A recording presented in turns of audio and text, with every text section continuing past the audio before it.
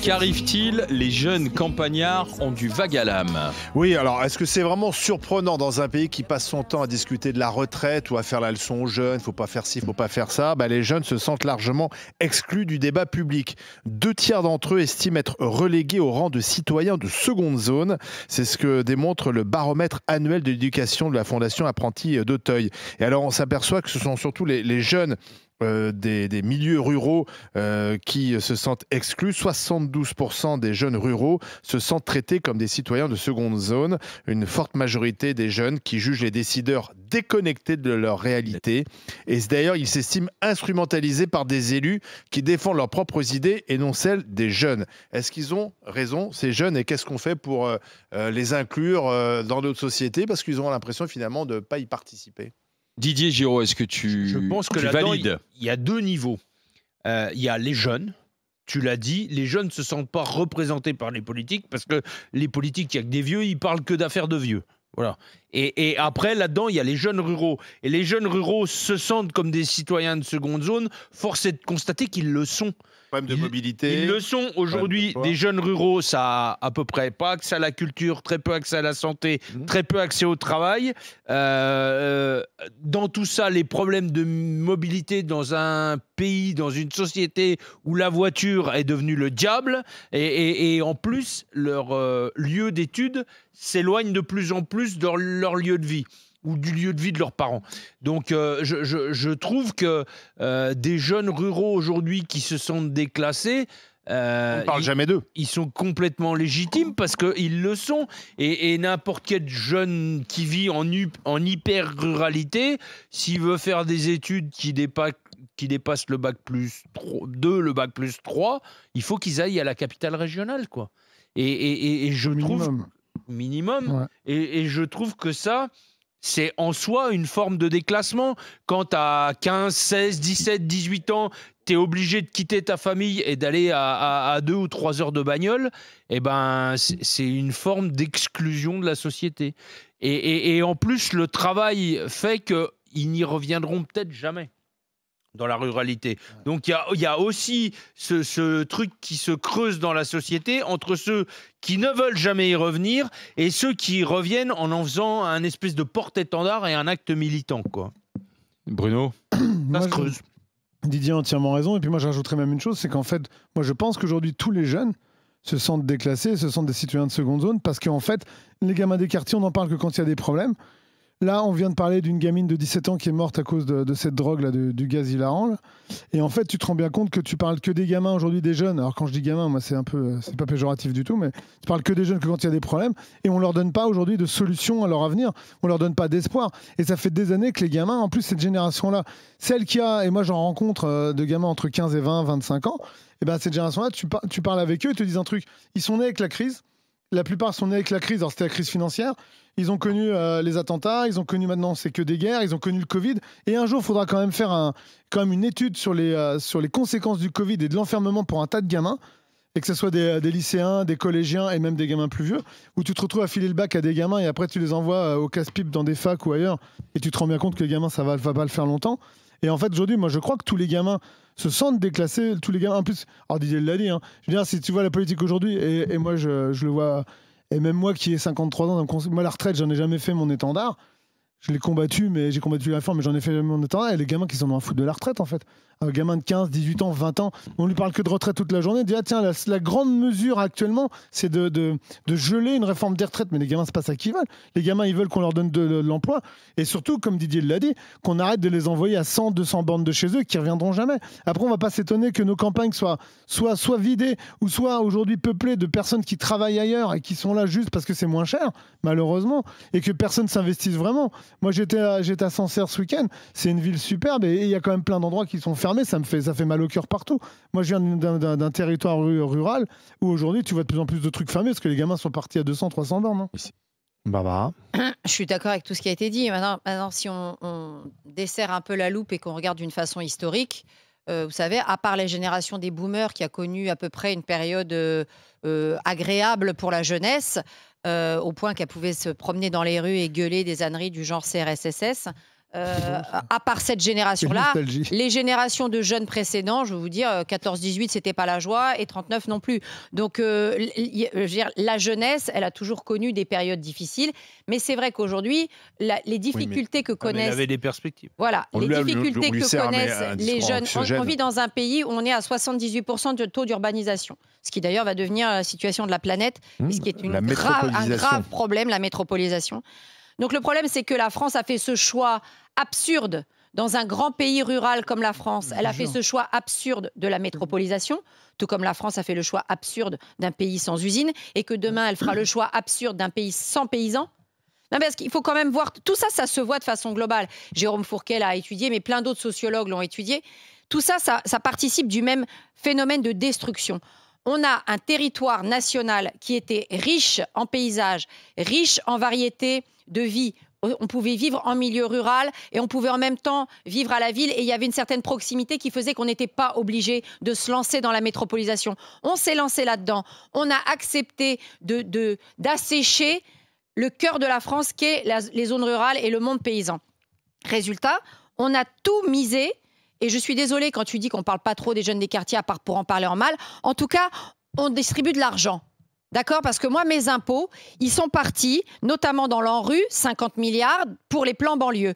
Depuis 40 ans, en tout, c'est 200 milliards d'euros qui ont été mis dans les plans banlieue. Et moi, je suis désolée, un jeune, comme on lit l'article du Parisien, un jeune excellent article dans le Parisien ce matin. Excellent article de ces jeunes du Pays de Caux qui sont en train de manger des chips et un pauvre sandwich parce que la cantine de leur lycée, elle est fermée, et qui racontent leur désœuvrement. Et ils disent quoi? Ils n'ont pas d'infrastructure ludique, pas d'infrastructure culturelle. Ils n'ont pas eu la médiathèque gratos, et que certains d'ailleurs vont aller brûler. Ils attendent d'avoir 17-18 ans pour pouvoir passer le permis. Ils n'ont pas les réseaux de transport, du RER qui permettent d'aller à Châtelet-Léal, le week-end. Parce qu'aujourd'hui, quand on entend certains jeunes de banlieue chialer toute la journée, on n'a pas ci, on n'a pas ça. Ils ont des salles de sport, ils ont des médiathèques, ils ont des lycées à côté d'eux, ils ont les facs à côté d'eux, ils ont les transports en commun, et ils ont la passe Navigo gratos. Le jeune des zones rurales, il n'a pas eu 50 milliards de l'ANRU. Il n'a pas les 1514 quartiers politiques de la ville. Chaque année, c'est 10 milliards d'euros qu'on donne à la politique de la ville. Pourquoi faire? Pour qu'il y a encore 2 ans, ils brûlent tout. Donc moi, je suis désolée qu'on s'occupe aujourd'hui de nos jeunes ruraux et qu'on leur permette de continuer de vivre dans leur milieu rural qui leur plaît, qu'on arrête la métropolisation et qu'on parle un petit peu plus de ces jeunes-là au lieu de parler et de donner tout aux jeunes des quartiers. On va aller en Mayenne avec Quentin. Bonjour Quentin. Bonjour Léger, vous allez bien? Oui, mais ça va. Alors vous avez 35 ans, je crois, hein, c'est ça, vous êtes chef d'entreprise. Est-ce que vous avez l'impression d'être les oubliés, vous, à la campagne, ou des citoyens de seconde zone? La campagne, c'est quand même un vaste sujet. Seconde zone, oui, on est oubliés. C'est vrai que, comme disait Barbara, par rapport aux jeunes de cité, nous, on n'a rien. Moi, si je vais à la déchetterie, c'est 45 bornes aller-retour. Si je vais aller au cinéma, c'est 45 minutes de route, aller-retour. On est loin de tout, et en plus on vient nous imposer des restrictions. Si je vais abattre un arbre, il faut que je fasse une demande. On a tout. Non, mais on a tous les inconvénients de la ville qu'on transpose. De nos avantages. C'est ça. Pour l'écologie, on nous met les éoliennes chez nous. Il y a plein de sujets. C'est vrai que c'est un vaste débat. Et puis on est loin de tout. Vous cassez pas, vous cassez pas quand vous n'êtes pas content? Non, je travaille. Madame Lefebvre. Et voilà. Je me déplace de ferme en ferme pour scier du bois. Non, on travaille. En fait, on essaye de vivre, et on paye des taxes. Mais la meilleure façon... On paye l'essence. Mais Quentin, pour se chauffer. Est-ce que vous votez? Oui. Parce que la meilleure façon de se faire entendre des politiques, c'est d'aller voter. Le problème, c'est que ce sont chez ces jeunes qu'il y a le plus fort taux d'abstention. Et les politiques, ils font une étude de marché. Hein. Ils regardent quelle est leur clientèle. Leur clientèle, ce sont plutôt les personnes âgées, les retraités. Donc, ils parlent aux retraités. D'ailleurs, on voit bien que dans le budget, là, on en parlera tout à l'heure au Berger, mais les retraités s'en sortent très bien une fois de plus. On voit bien qu'on parle de la retraite tout le temps. On passe... Pas d'accord avec toi, Olivier, sur que les jeunes aillent voter. Et le taux de vote des jeunes ruraux, des jeunes urbains, il n'est pas le même. Hein. Quand les jeunes iront voter, allez-y Quentin. Et peut-être qu'ils voteront pas d'ailleurs pour la Macronie. Autour de vous, Quentin, vous voyez que les jeunes vont un peu plus se mobiliser qu'en 2020 sur les prochaines municipales? Mais moi, en hyper rural, ils le sont. Non. Tout le monde se mobilise, c'est juste qu'ils habitent tous nos politiques. Ils habitent en ville. Moi, je fais partie du Comcom, tout est centralisé sur la ville. La ville, elle a 45 bornes. Si je vais à la déchetterie, je dois aller à 45 km. J'en ai une à 5 km, j'ai pas le droit d'y aller. Et parce que les politiques ont voté que ce sera chez eux, point. Enfin, c'est tout comme ça, en fait. C'est tout pour eux. Ouais, vous avez raison. Quentin, on va écouter, reste avec T'as nous, raison, parce que de Quentin. Mayenne, on va aller en Charente écouter Thierry. Bonjour Thierry. Bonjour les GG, bonjour Vous, Quentin. vous avez le même raisonnement que Quentin? Je confirme exactement ce qu'il dit. Alors en plus, je rebondis sur le fait de l'électorat. Là, vous dites les jeunes est-ce qu'ils vont voter, mais vous avez combien pour un jeune en campagne? Vous en avez combien en citadin? Exactement. Oui. Comment vous voulez qu'il se fasse entendre le jeune en milieu rural? Mais il faut quand même y aller. Bah, des Oui, jeunes sont oui, non, députés bien sûr, du bien Vous groupe. sûr. savez, quand même. attends, mais non, juste mais- un truc. Les élections de 2020 au municipal, il n'y avait qu'un jeune sur 3 qui allait voter en France. hein. Allez-y. C'était le Covid. Mais hein. c'était un rural. Bah Allez-y oui, parce Thierry. que peut-être parce qu'il se sent oublié. Et puis, du coup, la seule chose sur laquelle on est égalitaire, c'est au niveau des taxes et des impôts, ça c'est clair. Et quand on habite en ruralité, bon, c'est un choix quelque part, mais aussi c'est par obligation. Je veux dire, ce que j'ai aujourd'hui en ruralité, j'aurais même pas le Ouais. tiers ou le tiers de la moitié en ville. Et puis, je Mais- ne pourrais pas Mais financièrement. Thierry, justement aujourd'hui, si vous pouviez, là, on va faire le coup de la baguette magique. De quoi vous auriez besoin? Qu'est-ce que vous voudriez, vous, du côté de votre Charente, là? Alors, du côté de ma Charente, je voudrais que mes enfants puissent avoir la même scolarité qu'un citadin. C'est-à-dire que l'année prochaine, ma fille, elle va rentrer au lycée. Le lycée est à 45 bornes. Je vais devoir me lever tous les matins, ça ne me dérange 45 pas. bornes. Mais pour l'amener au C'est premier vrai, quart 45 qui bornes. passe, au premier quart qui passe, qui est à 15 bornes de chez moi à 7h du mat. À 7h du mat, et puis elle va rentrer à 7h du soir. Voilà. Et puis, alors que j'ai une route importante qui passe à 1 kilomètre de la maison, mais nos politiques décident de ne pas mettre de service de Vous n'avez car pas pensé sur la cette mettre route. en pension? Parce que c'est ce qui se fait Non, beaucoup non. aussi. Et pourquoi Et qui va payer la pension? Non, mais je suis d'accord. Mais Vous ça se fait savez, beaucoup. Vous savez, Thierry, ce que vous dites, c'est très important. Vas-y, Je allez-y, finis allez-y. ma phrase. Juste, je finis ma phrase. Je vous parle de la route principale qui passe à 1 kilomètre de chez moi. Il y a un arrêt de car, il n'y a pas de ligne de car, alors qu'il y a des dizaines de gamins qui habitent en campagne et qui vont Oui, aller au c'est ça. lycée. Ah oui. Je peux Je intervenir trouve que la mobilité. Oui, allez-y, Quentin, Depuis vous vouliez. 5 ans, elle régresse. la Allez-y, mobilité. Quentin. Et en parlant de route principale, moi j'aimerais bien que la route elle soit refaite aussi. Parce que c'est bien beau de faire des centres-villes tout beaux, tout neufs, à coups de millions. Mais nous, Avec des petits dans les pavés. bourgs, on passe plus avec nos machines. Enfin, c'est impraticable. Il y a des trous, il y a des nids de poules partout. C'est vraiment insupportable, quoi. Oui, mais Thierry, on va vous Alors- répondre. C'est vous avec votre machine qui cassait la route. Voilà, Alors, c'est ça qu'on va vous Quentin, répondre. Thierry, restez aussi avec nous parce que de la Mayenne à la Charente, on va aller dans la Loire avec Patrick. Bonjour Patrick. C'est pire. Bonjour les grandes gueules. Parce que Patrick, vous aviez Ouais. 3 enfants et c'est le papa là qui voulait réagir. Est-ce que vous vous sentez, vous, avec votre famille, des citoyens de seconde zone? Alors, par rapport aux installations, on pourrait, oui, toujours se plaindre. Mes enfants font du foot. Quand ils vont jouer dans les stades des villes, ils reviennent, ils sont dégoûtés. Ils voient des super terrains, alors que nous, on se bat pour entretenir notre terrain nous-mêmes, d'avoir une installation un peu précaire, mais ils sont contents d'y jouer dessus. Par contre, au niveau des transports, on a des bus qui passent tous les matins, qui repassent le soir. Certes, on n'en a pas tous les quarts d'heure. Il y en a un le matin, il y en a un le soir, mais les jeunes s'adaptent. Mon fils a fait de l'apprentissage, on lui a acheté une moto. Il allait travailler à 20 km de la maison en moto. Faut pas tout attendre de tout le monde. Nos jeunes, ils vont travailler, ils cherchent du travail. L'été, quand ils étaient jeunes, à 15-16 ans, ils bossaient chez les paysans. Ça peut paraître d'autres fois, mais c'est comme ça. Ils s'investissent dans le tissu associatif, au niveau du club de foot, par exemple. Enfin voilà, ils trouvent des choses à faire entre eux. Ils sont pas si malheureux que ça. Ils sont beaucoup plus débrouillards qu'on ne le pense, car pas assistés. Oui, sans doute, ça. Ils sont sans doute Je, plus je voudrais, débrouillards. je voudrais juste compléter un point par rapport à ce qu'avait dit tout à l'heure Thierry. 37% de jeunes de milieu urbain ont accès à l'enseignement supérieur. C'est 28% chez les jeunes ruraux.